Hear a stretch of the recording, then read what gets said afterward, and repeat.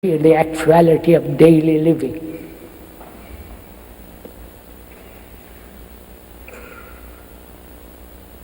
With all its complexities. Why do we have conflict in relationship between man and woman? Sexual, sensory, division. And in this peculiar relationship, man is pursuing his own ambition, his own greed, his own desires, his own fulfillment, and the woman too is doing the same. I don't know if you have noticed all this for yourself. So there are two ambitious, being driven by desire and so on, two parallel lines, never meeting except perhaps sexually. So how can there be a relationship between two people when each one is pursuing his own desires, ambitions, greed? In this relationship, because there is this division, there is no love. Please hold to your seats. That word love is spoiled, spat upon, degraded, which has become merely sensuous, pleasurable.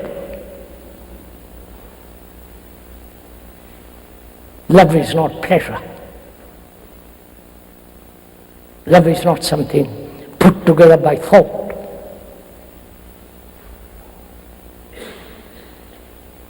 It's not something dependent on sensation. We'll talk about that a little later. So how can there be right, true relationship between two people when each one considers his own importance?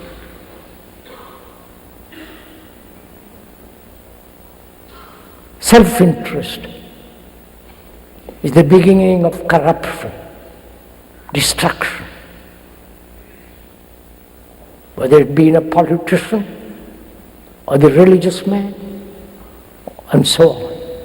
Self-interest dominates the world.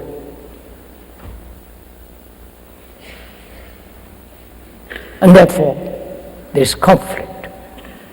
Where there is duality, separation,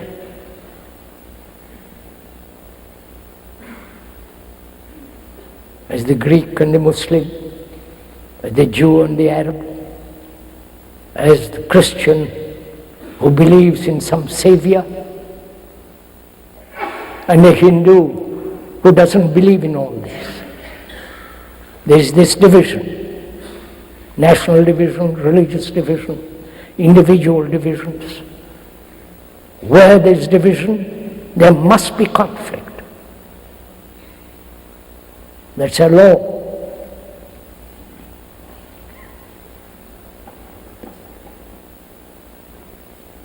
So we live our daily life in a little circumscribed self, the limited self. Not that the higher self, the limited. Self is always limited. And that's the cause of conflict. That's the central core of our struggle. Pain, anxiety, and all the rest of it. If one becomes aware of it, as most people must, naturally, not because you are told to, or because you read some philosophical book or psychology, but it's an actual fact.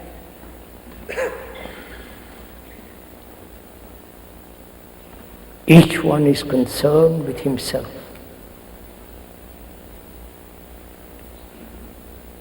He lives in a separate world, all to himself.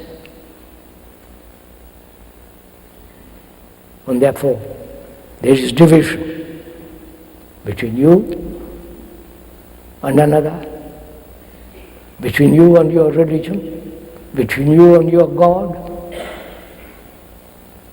between you and your ideologies. So is it possible to understand, not intellectually but deeply, that you are the rest of mankind? Whatever you do, good or bad, affects the rest of mankind. Because you are the mankind. Your consciousness is not yours. Your consciousness is its content. Consciousness is made up of its content. Without the content, there is no consciousness. Your consciousness, like the rest of humanity, is made up of beliefs, fears, faith, gods, personal ambitions, and all the rest of fears and all that. Your whole consciousness is made up of all this, put together by thought.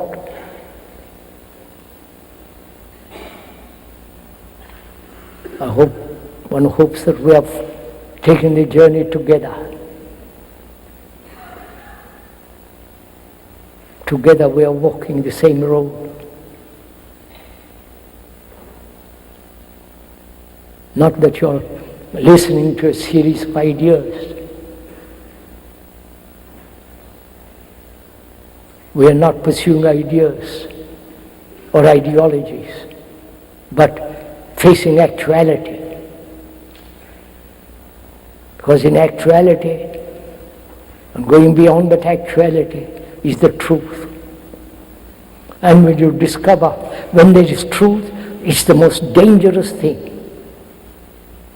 Truth is very dangerous because it brings a revolution in oneself.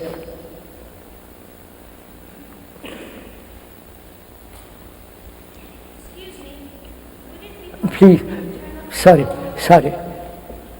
Forgive me, forgive the speaker if he doesn't answer questions. Because then we get too distracted. You know, it's good to ask questions. And whom are you asking the question? To whom? Are you asking the question to the speaker? That means you are waiting for an answer from the speaker. Then you depend on the speaker. Then you establish gurus. Have you ever gone into the question, why we ask questions? Not that you should not, but we're